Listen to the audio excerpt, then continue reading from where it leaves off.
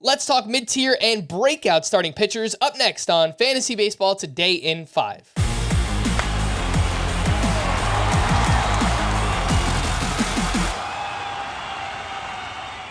Welcome into FBT in 5. Today is Wednesday, February 22nd. I am Frank Sample, joined by Scott White, and let's start off with our favorite mid-tier target. What we mean by that is going from pick 60 through 120. So in a 12-team league, round 6 through 10, Scott, which pitcher do you find yourself targeting most?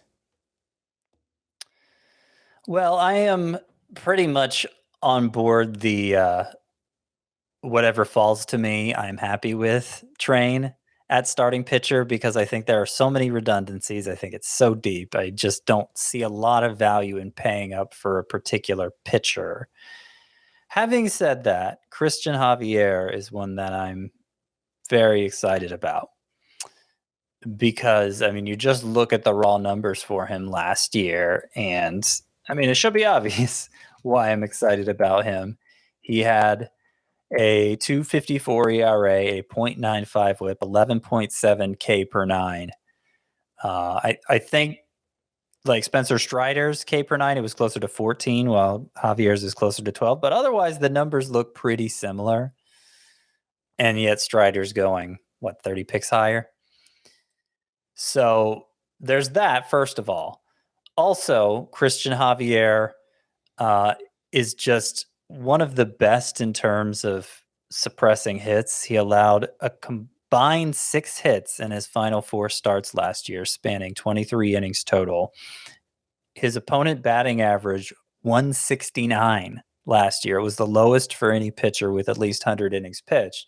And if you look at the distribution of balls in play, it makes sense why he allows so few hits. Extreme fly ball tendencies. He managed to avoid a lot of damage on home runs even during the juice ball era.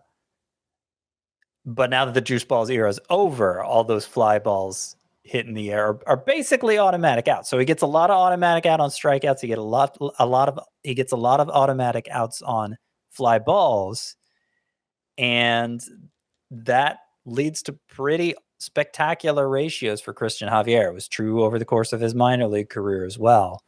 The Astros have committed to him long term, so I think they're firmly set on him being in the rotation, and I think he'll be great as long as he's able to withstand the rigors of a full-time starting role. Wow, Scott, why do you hate Spencer Strider? I mean, you're even wearing his shirt. Why would you downplay him? I love Spencer Strider. How could you do that? He's very costly in fantasy. Everybody else does it too. Yeah, he does cost a lot this year. Christian Javier, the ADP is 68.6.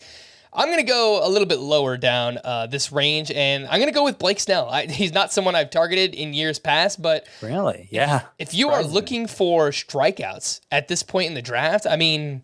He's about the best on a K per 9 basis at that point in the draft. And I know he misses time, but last year he finished really, really strong. Final 17 starts, 2.53 ERA, 1.11 whip, 12.9 K per 9. That's even better than the guy you were just talking about, Scott, in Christian Javier.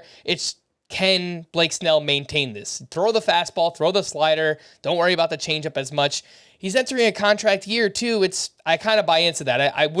It wouldn't surprise me if Snell not only stays healthy, but finally throws the pitch mix we need to see him break out once again for fantasy purposes. Let's talk speaking of breakouts, let's talk about a few of our favorites, Scott. Who are 2 names you think could take that leap this year? So one of the names is Nick Lodolo, and I feel like he's overshadowed in fantasy because he's on the same team as Hunter Green, who has the big fastball, consistently over 100 miles per hour with it. Had a very strong finish, final 5 starts in which he threw even harder. So you understand the breakout case for Hunter Green.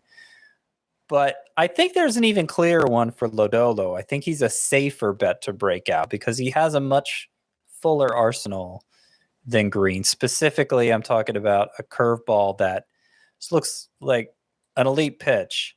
Tons of horizontal movement on this curveball, excellent swinging strike rate. And Nick Lodolo found success a little earlier than Green last year His final 13 starts, not just 5, 13. He had a 2.92 ERA, 106 WHIP, 10.9 K per nine. And as a ground ball pitcher, he's not going to be so vulnerable to Great American Ballpark. So Lodolo's one.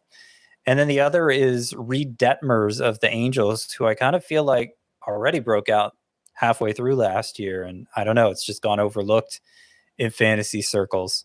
So he had 12 starts at the beginning of the year, then got sent to the minors to work on a slider, came back, was throwing that slider 3 miles per hour harder, made 13 starts. So it's almost an even split in terms of number of starts before fixing the slider and after. Before, 4.66 ERA. After, 3.04.